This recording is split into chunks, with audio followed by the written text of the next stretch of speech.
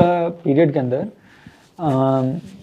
I think historians have written it in a way that it was the golden age, but it was also the time that Brahmanism was peaking, and caste became an idea, and Manusmriti उसी दौर में लिखी गई, and all those things. And Manusmriti also, I think it received a lot of flack because it's a convenient explanation कि आप और कुछ होना हो आप मनुस्मृति पे ले आओ कि इस देश के अंदर इतनी हजारों लाखों करोड़ों ग्रंथ लिखे गए हैं, but the most convenient is कि आपने एक नाम दे दिया, and if you created a set of people जो रिपीटेडली उसी को लेकर आपको अटैक करेंगे. But you tell me Manusmriti में there are few lines which talks about certain ways and quoted misquoted. But you read Manusmriti in totality, there are also lines which say that that Brahmins, when they commit a crime, they will get proportionately more punishment than Kshatriyas. And Kshatriyas will get more than Vaishyas. And Shudras might not get anything because, we are not expected to them because, they don't know. They don't have that vision. Brahmanas, aap padh likhe aap kar rahe ho, that kind of way. So then, now will you say that Manusmriti is pro-Shudra and anti-Brahmin? Point is, also look at this. See, Vedas are called timeless in our tradition, Smritis are never called timeless. They are time-bound. Always understand that part. And also region-centric in many ways. Manusmriti was never our number one kind of Smritis. Kahin likha hua nahi hai. Because accidentally British made it, read it first, wrote it in English, made it kind of Manusmriti. Manusmriti became our number one, this thing. All our Smritis have the same relevance in some way or other because they are time-centric. Manusmriti is not timeless like Ved. So Ved में आप कोई mistake खोज पाते हो तो आप बोलो, फिर then that becomes an issue. But Smriti is time-bound. उस समय Mahatma Gandhi married his wife at the age of maybe 10 years or 12 years. I'm just saying, it's a crime today. So will you hound him for that? Tell me. You can't hound him. That was the time. उस समय शादी होती थी भाई. आज के perspective, what we have started doing is we selectively use today 21st century sensibilities for a thing which was for the 1st century AD. Also, and it's categorically written that it's not timeless. It's time bound. It's for that particular society. And if you find 2 mistakes, I can find 100 good things written about mother, about wives. There's so many empowering lines there are in that granth. But we selectively pick those 1 and 2. But in their defense, I'm saying that was time bound. In that phase, certain things were there. Like in that phase, women will not go out and work like today's women working. So they will be said, "Acha, aap ghar sambhalti ho, aap bacche sambhaloge." Feminists may take offense with that, but that was the reality of that time. So we have to accept it from that totality. I think when we discuss about caste also, there's an important perspective from Al-Biruni also. Right, he came in with Mahmud of Ghazni. Yes, actually, the original question was that about caste because D.N. Jha of all people, in his book says that yes, it was a golden phase. Gupta period was a golden period, but it was a golden period for the rich and affluent and the ruling class. For poor, the golden period lies somewhere in future. And he brings out this caste element and says that the caste system was prevalent, chandalas and untouchables, their numbers were rising and all these things. But again, you are selectively quoting few things out. The way Shati Pratha was made into such a big venomous thing, and now we know that it was just select. It was very prevalent in few parts and rarely practiced in real life. So like that, there were instances of that, and we should accept it. See, if every society is functioning with flaws, and we as an individual we try to sort it out. Sometimes we are unable to, so it becomes bigger crisis. Then something bigger happens. Like Buddhism came with certain thing, and it was the opposite of Hinduism in that way. It was more like Protestantism protest. It was not some different religion in that way. And some of the followers of Buddha, most of the followers were Brahmins.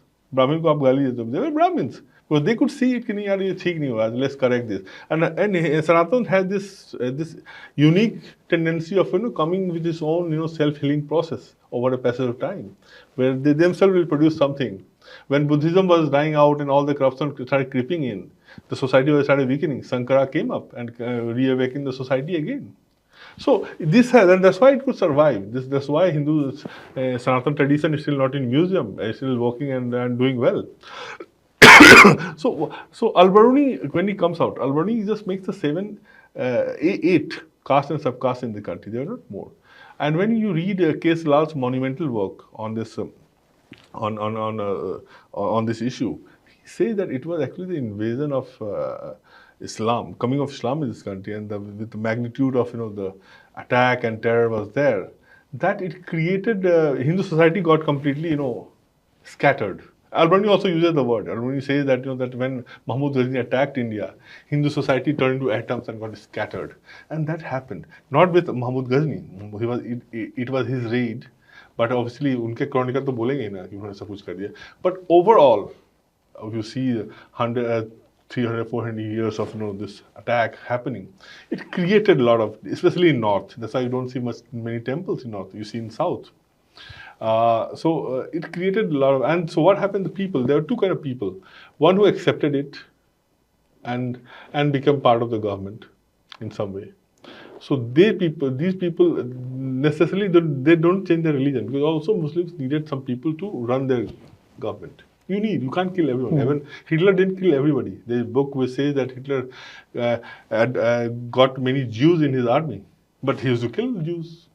Because you also need some people with you. You can't just kill everyone. So, but there were many who kept on fighting, and then when the fight was again, they will lose, they will go to jungle. Over the passage of time, they could not pursue their caste dharma, their Hindu dharma rituals जो होते हैं, and they degraded in the social hierarchy. So this is how, and it all happened in localized manner.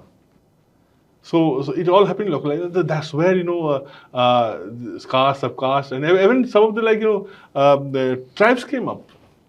So we have to see it from that perspective. Just to say that it was largely a phenomenon of Muslim invasion, which British saw as an opportunity, and they institutionalized it and created the havoc which we have today. So, if you are to give a timeline of the evolution of caste system as we see today, what would that be? See, we have this Varna. We never had this caste. Yeah, understood. You start with Varna and Varna help was for there, the viewers. And we had this Varna system and not the caste system. And Varna system in its ideal pure form was not a static thing. It depends on your behavior, your learning, your attitude, your etiquette, your activities. In fact, Buddha was asked as early, because Buddha period was also seen as a phase when that caste system had come, and that's why Buddha came and everything. So Buddha se pucha, who is a Brahmin? And then he puts out many categories. Okay, the last category he says seal, Vyavhar. Okay. Not his birth. This was largely the case. Obviously, things will happen. An actor's son becomes an actor, a doctor's son becomes doctors. Obviously, they will try to do. Institutionally, society doesn't work in the ideal form. But it was made with that ideal. And even hierarchically, if it was happening, it was expected of the son or the progeny to behave a certain way. And it was never like, it was never, things were not seen in a very derogatory way. See, it was also, most of the castes were attached with their professions. So like a person today we see as domes. I'm just saying example. But at their time, when they were functioning, they were not seen as somebody doing the derogatory work per se. This even Ambedkar has said. No, I think Dharampalji also. I'm saying Dharampalji in his book, The Beautiful Tree, quotes, and he's not writing on his own, he quotes British official of 1830s and 40s. And he finds out that at that time, Bengal has more than a lakh schools. Only Bengal has. Every village, and this is reported by British higher officials, administrators. Every village in Bengal at that time has one school. Even in today's golden era also, I don't think every school might have every village might have a school.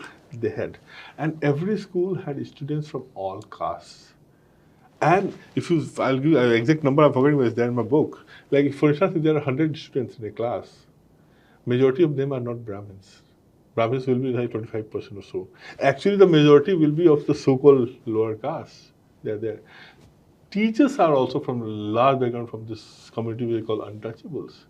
So our education system was largely skill based, जिस पर हमारे skills की बात करते हैं, बड़ा modern term हो गया है। उस समय बड़ा गंदा था स्किल्स, मतलब यार ये जो बर्तन बनाने वाला बच्चा बर्तन ही बनाएगा, मतलब that kind of thing. Obviously you can't become a space engineer, there no space, but what was the need of the society? On that skill based basis, they were the kind of the that caste should be kind of the running the show. So they were completely occupying it, and that's why it was survived, and that's why no one wanted to. Every caste thought that they are superior. It's a very interesting phenomenon, and that was done by one of our sociologists. That who, for instance, in UP, I think he did in UP, and he found out that who kind of persecutes or attacks Dalits most. So it is not the Brahmins. It is just one step ऊपर जो उनसे है वो करते हैं. Like in Chamar, it is Jatos who dominate everything. So they are the one who become the Brahmins of the Jato community. So its system is like that. It's a very complicated system.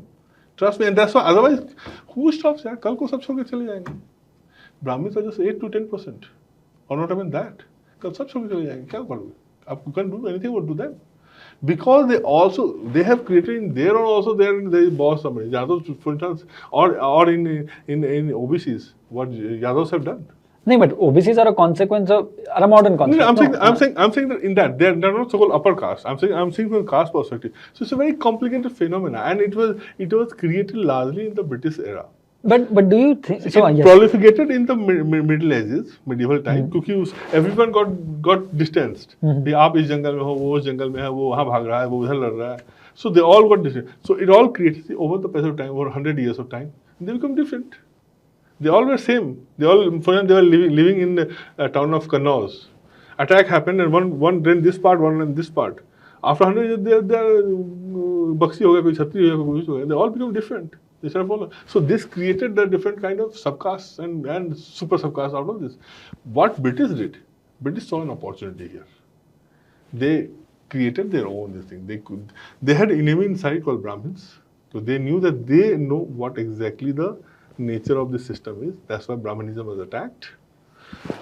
They kind of divided military Kshatriyas into new martial race and who are not martial race, and they divided them also, and then they created the third class of victim where they all are victims, and we are today playing the same victimhood. So basically what you're saying is that Hindu society was divided in form of or in form of caste for British convenience. Yeah. And we are suffering perhaps from the same problem today because democratic politics as we see today is also a consequence of how British wanted it. Yeah. Our panchayati system was always there. Democracy was in our DNA, but the electoral system and democracy and the constitution and the idea of it is a construct of how the English or colonialists were, wanted it in India. And uske andar, one of the frames that they saw Indian society in was the caste system, and which they had essentially sort of given a permanence to. And now you're saying कि वो आज हम उसी form में उसी वजह से देख पा रहे हैं, thanks to that it's a consequence of that, and it has now become very tough